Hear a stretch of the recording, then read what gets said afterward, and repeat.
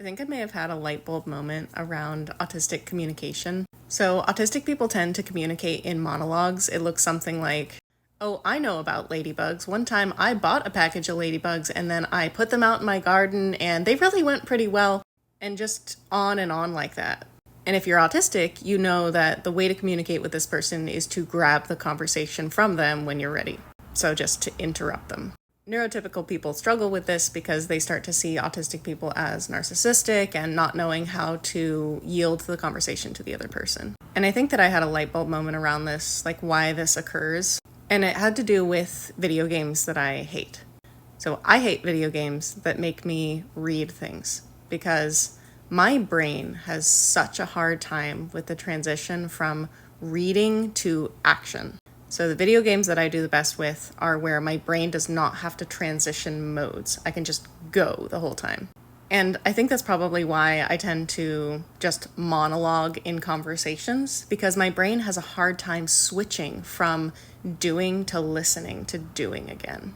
It seems like I kind of get to choose either talking or listening in a conversation, and I don't do that well when there's a balance of both. And in my life, I chose listening. I do not take up much space in conversations.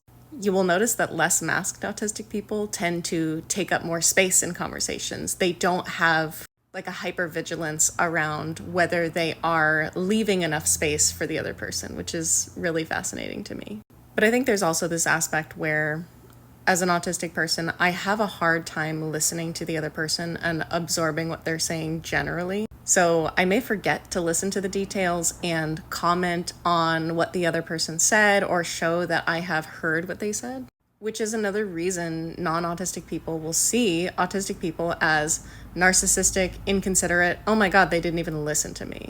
I've become a really good communicator in my life with both autistic people and non-autistic people.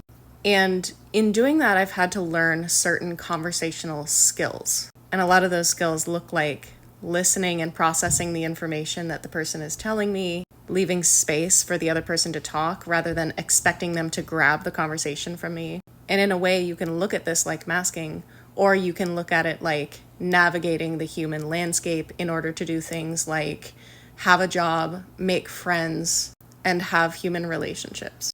I'll go out on dates with autistic men sometimes, and I will remind them to have conversational skills, basically. Hey, I noticed that you have said a lot of things about yourself, and I just wanted you to ask me some questions about me and allow me to say some things about myself. I talk to people who have autistic kids who worry about the way that they communicate. Basically, my son or daughter just talks, and they have such a hard time making friends because the other kids just don't want to be around them. And I don't think it's bad to talk to your kid and say, hey, when you talk, sometimes you say a lot of things, but the other kids don't have an opportunity to talk. And maybe you could ask them some things about what they like, and then you could do some things that they like with them. I think the tendency is to not want to make an autistic person uncomfortable, not correct them. But I have to tell you, as an autistic person, I have had the experience so often that people just reject me, they just retreat from me, and I don't know what I did to make them go away. And I need that context from them. Hey, you are doing this thing that makes me feel like you're inconsiderate or you're not listening to me.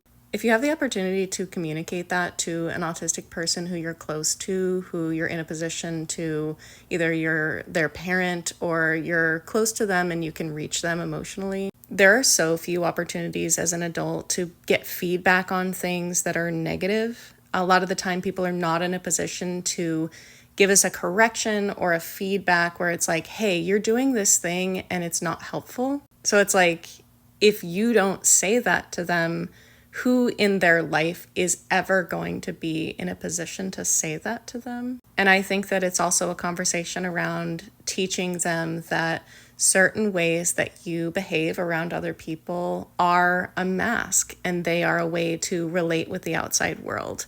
And you don't always have to do that, but sometimes in order to make connections with people, you have to adapt the way that you talk with them so that they will understand you.